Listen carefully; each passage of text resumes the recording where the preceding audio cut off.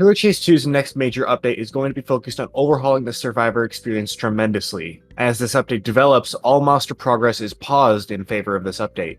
So, what's actually coming? The upgrade system is being overhauled completely, with each upgrade you buy now being a permanent thing you keep on your account. You can now freely equip and unequip these upgrades, allowing you to experiment and make a build for yourself that suits your playstyle.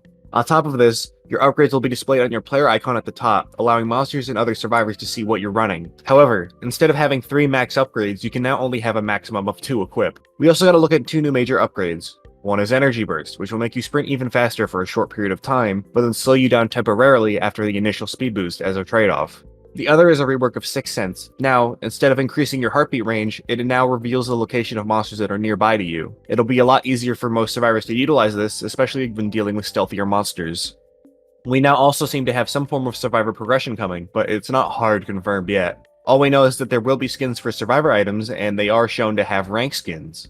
Finally, with the UI changes, we'll have a ton more options on both the survivor and monster side, as well as being able to color our ancient skins. I personally wish they'd extend this favor to at least a few key legendary skins, as some monsters are still missing ancient skins, and many ancient skins don't resemble the original monster. Survivor Screen Shake should also be finally coming for heavier and larger monsters like MX and Samsonite within this UI update. There's a lot more coming in this update, but we're here to talk about the survivor changes. So, my first major concern is how these upgrades will affect the endgame and around. I'm sure many of you have found yourself in a situation where you've done all your tasks, and now you're just sitting there waiting for the round to be over, or for the monster to eventually decide to chase you. This is probably the worst part of Pillar Chase 2. The upgrade system has the potential to fix this issue by indirectly giving us side objectives. For example, say you have a perk that can heal people within a radius of you, and you can see the HP of other survivors that are nearby. Your goal would now likely to be look for other survivors and heal them instead of just hiding at the endgame. This would also give monsters an opportunity to catch you and punish you for flying too close to the sun, or catching you as you just search the map. Speaking of, the upgrade system will hopefully open the door to more cooperative play with survivors. It's kind of silly how there's 13 of us at max, but we can't meaningfully interact with each other in any way consistently. I'm sure a lot of people would love to help other survivors, especially newer players, which, again, wonderful segue, is new players. This system is a massive buff to the new player experience. Newer players will only make 10 to 15 coins per round, and most of them will want to spend their coins on Monster. They have no incentive to buy upgrades they aren't going to keep, and that aren't directly helpful to them. They'll really just go negative buying some of these upgrades.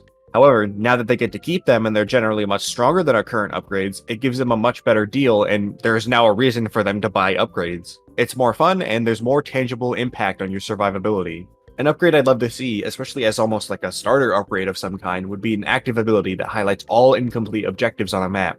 This would help new players find their way to these objectives and allow them to earn more coins per round thanks to doing these objectives. Once every single objective is done, then it could highlight the location of other survivors, which would help new players find safer spots on maps while also being useful for a protector or medic build. The other addition I'd love to see is a more extreme upgrade that takes 2 slots instead of just 1. This could be the return of Flimsy, being a lot more specialized at the cost of their flexibility, or a funny upgrade like Greedy. I think it'd also be really cool to get some stronger abilities that need time to snowball, likely through either task completion or possibly even other cool things such as the amount of chases ended.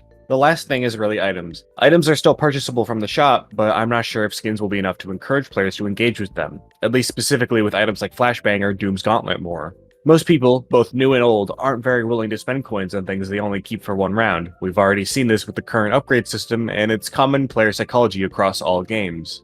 I don't think it's a big deal, especially since the shop now has much less competition, but it's still something I wanted to point out. The final thing I wanted to mention was how this will affect the balance of the game. I think it'll be fine. Blade has already mentioned the possibility of buffing some monsters to compensate, but I don't think that many buffs will be needed in the first place. Personally, I invite the new challenges as Monster. I'm excited for a new variety to chases and the game plans I'll have to use to lobby wipe as my favorite monsters. Plus, Blade isn't stupid. I'm sure he'll be monitoring the feedback of players and make buffs and changes to monsters where he needs to. Overall, I think a lot of good can come from these new systems that'll be added to the game within the next few updates, and I'm very excited to see how it will evolve over time once it releases. Because as cool as progression is, it doesn't mean a lot if the act of making progress in the first place isn't very fun or engaging. That's what the upgrade system is for. That's the end of the video. Be sure to like, subscribe, all that stuff. Tell me what you think about the Survivor gameplay in the comments, and hopefully I'll see you in the next one. See ya.